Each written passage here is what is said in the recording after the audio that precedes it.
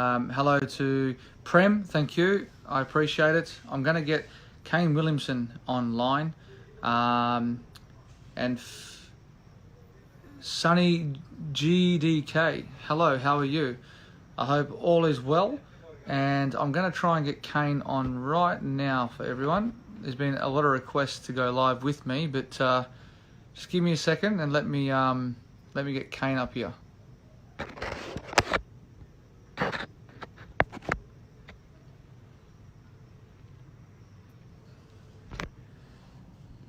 I understand there's a lot of requests to try and join this live chat, but I'm talking with Kane.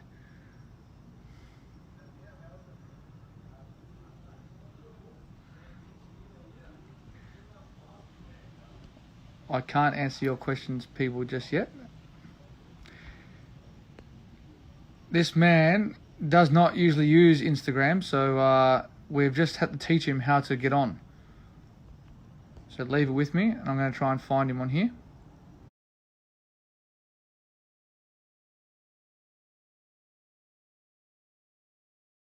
We might have a few teething problems, but let's just check. Come on, Kane, if you're there watching, send me a request. I can't find you yet. Yes. Ah, goodness me. Wow. No, now, mate, we can't leave people hanging now. 20 minutes, bro. Oh, sorry about that. You got to just tilt your camera the other way because you're like this way, bro. Oh, you're sorry, sideways, bro. Yeah, if you turn your iPad that way. Yeah. Yeah, bro. Cheers, eh? Look, it's not a long time no see, bro. Yeah. Good to see you. It's a bit late here for that though. It's my bedtime. I was going to say I'm ready for bed as well, but mate, look. First of all, I don't want to get too serious, but welcome to Warner's Corner. I appreciate you coming. I appreciate you coming on. Yeah, thanks for having me. And the reason behind Warner's Corner is because they named it Warner's Corner, so I've just gone with it. But look, let's get to some serious stuff, mate. We have to keep making sure that people are staying safe. Obviously, both our countries are in total lockdown, and credit to your Prime Minister who went early and has done the right thing and flattened the curve. I think it's working out very well here, but we've got to keep making sure that people are asking why we're not playing IPL, why can't it happen? But obviously with the lockdown laws in India as well, it's not just India, in Australia and New Zealand, it's everywhere in the world. So what's been happening over there, mate? What have you been up to? I've seen you been giving some slips catches to that little dog of yours. Yeah, well, I was going to try and turn the camera mount, but... Do you know how to do that? Hold on, I'll see. Look, so she's... Oh, well asleep. Yeah, she's been practicing all day, so... One eyed open. I'll let her sleep. No, it was funny. That was funny. I liked it. I really liked it. Yeah, that was early on, actually, in lockdown. But like you say, Paul, it's been just an incredible time in our lives, really, isn't it? From a few weeks ago, playing a cricket against each other to sort of the whole world being in lockdown, and everybody's in such a different situation with large countries, smaller countries, and the spread's sort of varied so much. So we've been very fortunate here in New Zealand, and like you say, our Prime Minister's been very proactive with their approach, but I know for a fact that all countries will be trying their best to eliminate this thing as quickly as possible, and then hopefully sport, hopefully IPL are not too far away, but there's definitely a goal first up, and that's to stop this thing. That's what I was talking to Boovy last night about. He joined me on this, and I was asking if his dog did the same thing, and he said he's having troubles with obeying his wife's instructions to clean the floors, let alone get out there and try and be busy with his dog. Yeah. There's always slightly different challenges, even in lockdown, isn't there? Well, they are the challenges, aren't they, that we face? We have to actually do some stuff around the house for once. What have you been doing? Around the house, I just see you've been taking videos. Well, mate, it's improved a lot, I think. Well, it just showed like it took you 20 minutes to join a live Instagram. Now, for us to get you to join TikTok might take an eternity. No, I'm not on that, but yeah, it's my first live what is it? Live Instagram? Instagram. Yeah. Did you not see my TikTok today? No, It's I gone haven't. viral. It's gone viral. I can't believe it. Is it? Actually, I'll try and get it up on my iPad here. I'll just show you. Here we go. I'll show you right here. Oh,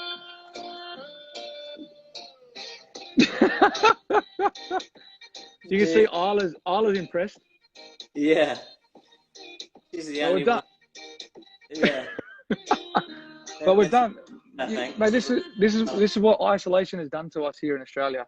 We've joined TikTok. Yeah. I'm listening to my 5-year-old instead of my wife, and yeah, things are going really well here, mate. I can't complain. Oh, that's good. That's good. But look, Routine. let's get into some serious chat. I know people last night were asking a lot of questions to Boovy and myself, and we had Johnny on the other day, and Johnny was very good. But the insight between like Australia and New Zealand, but we'll get onto that in about a few minutes time. But I've got a whole lot of questions here, mate, that surround basically your early life in cricket, and a lot of people were wondering like who was your idol growing up, and you belong to a very sporting family. But what was the one thing that got you hooked onto cricket? Um, yeah, it's a tough one. I think probably a little bit like yourself and so many other keen kids that play sports. I played as many sports as I could really. So basketball and rugby, which is obviously a massive sport here in New Zealand, and a little bit of soccer and a few other bits in between. But I was always just very enthusiastic about getting involved, especially team sports. And my dad played a lot of cricket, coming from a cricket sort of passion family, and so when the time came, as I got a little bit older through college, then you kind of had to make some of those decisions and specialise a little bit. So kind of came down to basketball and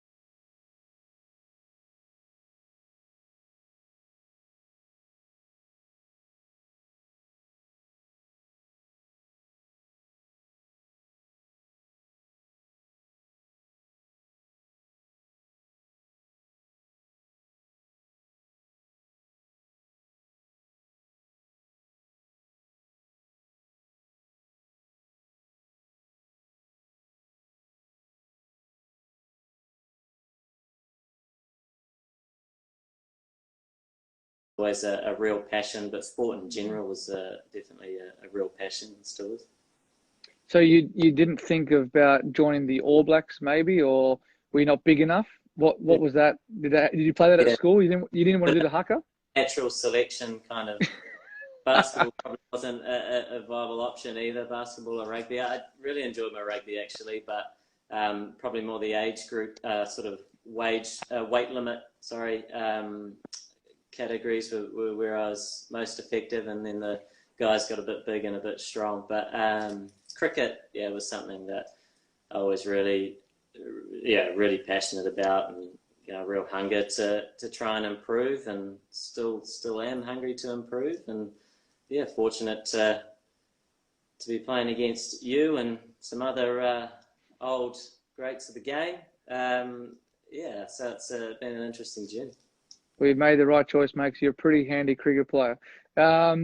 What about the haka? Could you do that in cricket? Could you do that to start?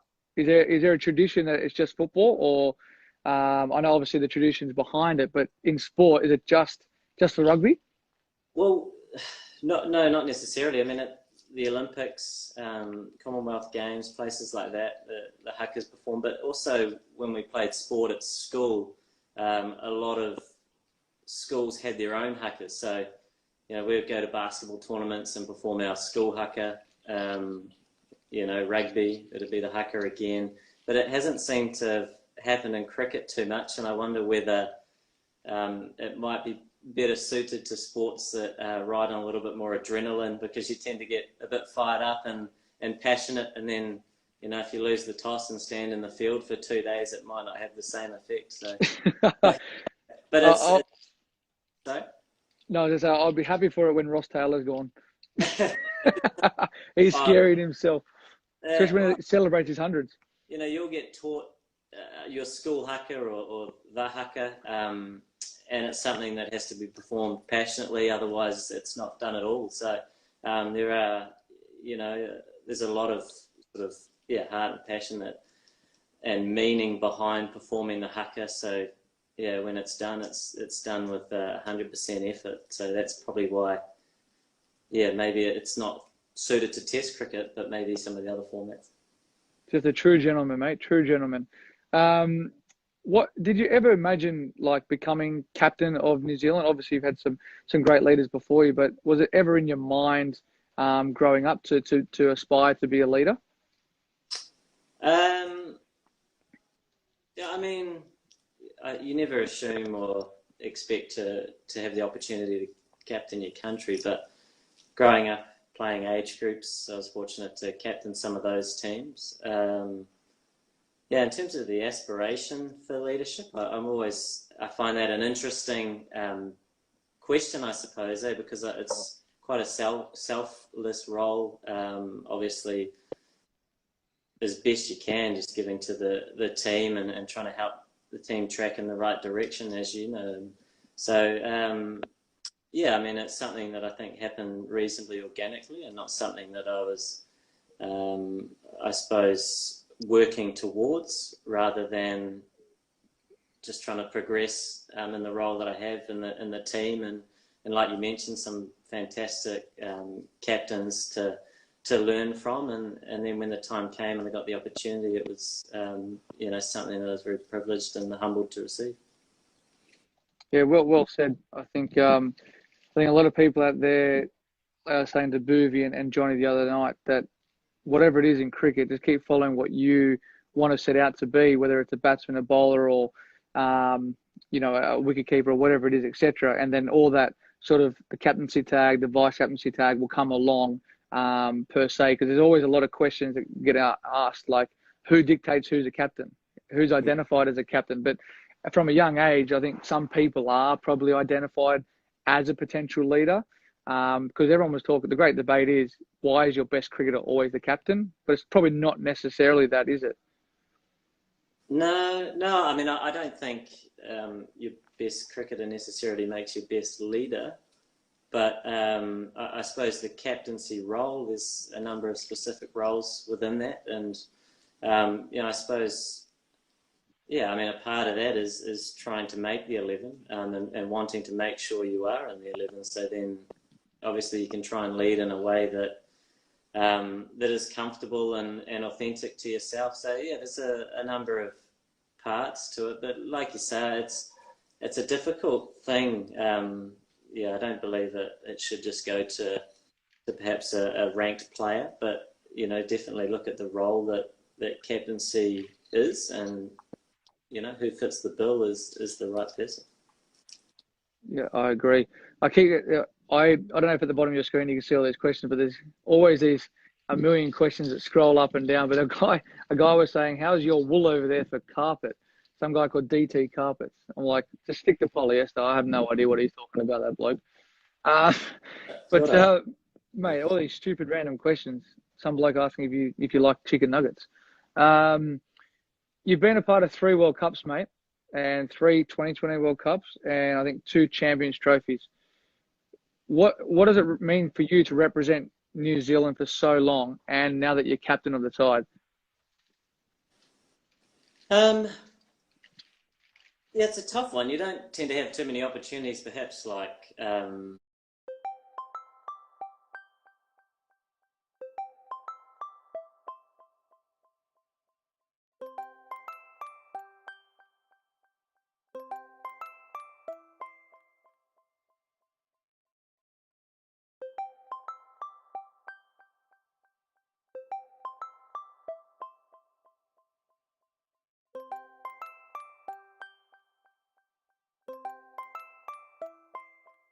if you could rewind the clock and ask yourself as a young sort of budding sportsman, and whether you'd have the opportunity to play for your country, and you'd certainly never assume, and you're never to know until perhaps getting that phone call, and then much like yourself, the opportunity to play your first test match or your first international is just such an incredible thrill, to then entertain the idea of playing for 9 or 10 years or so, or whatever it is, or even a second game is kind of not really where your head's at. So it's an interesting thing to consider when you recall your first game, and how excited and how new and fresh it was, and how fortunate you felt to just be involved, to be playing for a period of time. So I feel very lucky and fortunate to do what I love, and sort of see where the game's gone. Really, it's changed so much in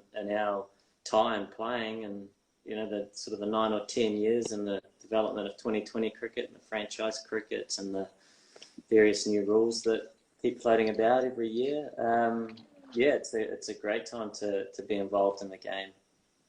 Yeah, and I tend to agree with you there. And there's another question here that says, what keeps us motivated to, we play for X amount of different teams plus our country.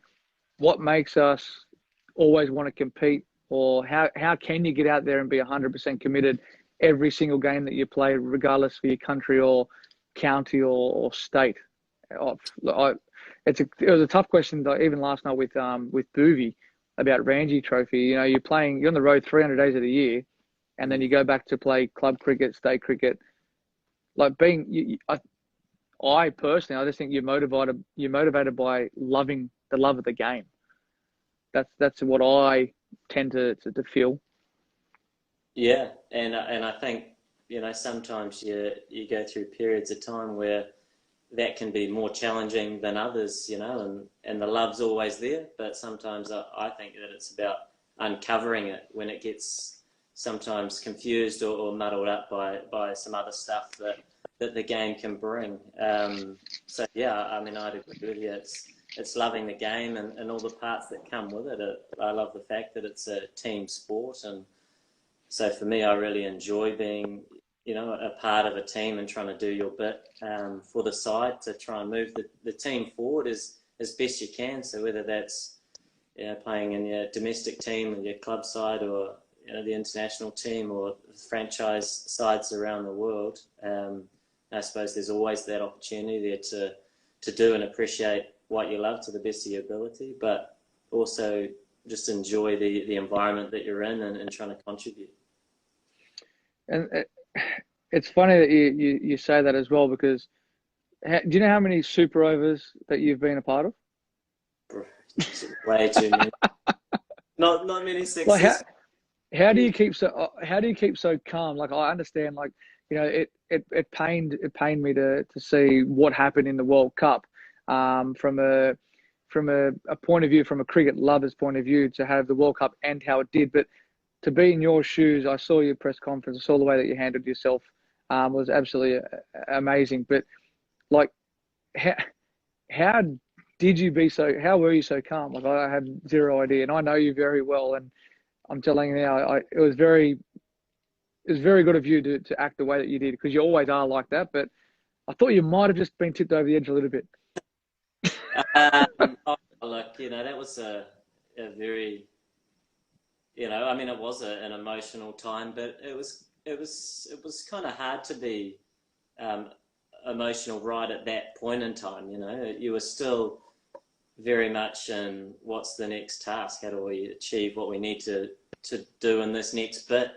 Despite a number of things outside of your control and all these bits and pieces that can happen in any cricket game. But I guess you add that into the context of a World Cup final, and it made it something pretty special for people to watch and people to be a part of, whether it went our way or not. But I think after the game, it was quite difficult to make sense of. But I think the thing we could reflect on and be proud of was the cricket that we played. And I think, well, obviously you saw, and we all saw throughout the World Cup, how much the surfaces varied and what a good score was. And we all knew that on that Lord's ground on that day and all the other games that 230, 240 score was going to be very competitive. And so we knew what we were trying to do, and we managed to get a competitive total, but without it being obviously incredibly special, but runs on the board in a World Cup final perhaps, and then to come out and take the wickets on a surface that was offering was great, and try and build that pressure. And so we all sort of saw how the match unfolded. But after the game, I sort of didn't feel like you had a right to complain too much when you always set out to provide a strong performance. And we were able to do that and be proud of that. And the fact that the result was perhaps decided by a number of things outside of your control, I suppose tested that, but still meant that that's how we had to deal with it. Well, it's credit to you and the guys, mate, for the way that you guys handled yourselves, because that was, I know if that was me, who knows? But but I would enjoy watching that. If there was one rule in white ball cricket, then what would you change? Oh, jeepers. Do you reckon you could bring back the two fielders inside was it the 15-yard? Oh, Remember yeah. the mini circles they used to have? Yeah, not if you're batting. 15 over rule again. 10 overs isn't enough. A short catching midwick. No, I don't know. I'd have to think a bit about it. I suppose maybe some of the viewers have a few opinions. Anybody got anything interesting down there? Yeah, anyone there that would like to change a rule in white ball cricket, feel free to put it there, and I'll shout it out later. But mate, on to obviously Sunrisers topics. Obviously, we'd be over there right now, and if people haven't been tuning into my Instagram, generally what me and Kane would be doing right now is trying to throw some darts at a dartboard, and Kane's got me well and truly covered with his 180s. But what do you miss about the IPL? Is it the mateship? Is it the competition out in the field? Everything that comes with it, the buzz, the fans. Like what do you miss the most? I know you probably have a couple of answers, but what really sticks with you?